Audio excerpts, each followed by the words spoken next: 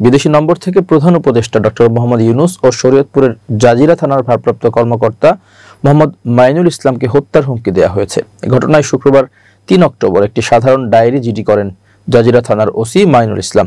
জিডিতে উল্লেখ করা হয়, গত ২৮ সেপ্টেম্বর শেখ হাসিনার জন্মদিন উপলক্ষে স্বেচ্ছাসেবক লীগের ঢাকা মহানগর উত্তরের যুগ্ম সাধারণ সম্পাদক মিথুন ঢালী জাজিরা থানা এলাকার আওয়ামী লীগ নেতাকর্মীদের নিয়ে একটি গোপন বৈঠক করেন। খবর পেয়ে পুলিশ অভিযান চালালে তারা কৌশলে পালিয়ে যান। এই ঘটনায় রাষ্ট্রবিরোধী কার্যকলাপের অভিযোগে গত বৃহস্পতিবার ৬৫ জনের নাম উল্লেখ করে একটি মামলা করা হয়। এতে ক্ষিপ্ত হয়ে মামলার ২ নম্বর আসামি মিথুন ঢালী শুক্রবার দুপুরে বিদেশি একটি নম্বর থেকে ওসিকে কল করে তাকে ও প্রধান উপদেষ্টাকে হত্যার হুমকি দেন।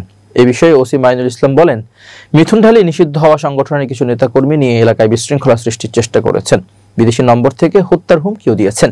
বিষয়টি তিনি ঊর্ধ্বতন কর্মকর্তাদের জানিয়েছেন। তাদের পরামর্শে একটি জিডি করা হয়েছে। অভিযুক্তকে গ্রেপ্তারে পুলিশ কাজ করছে।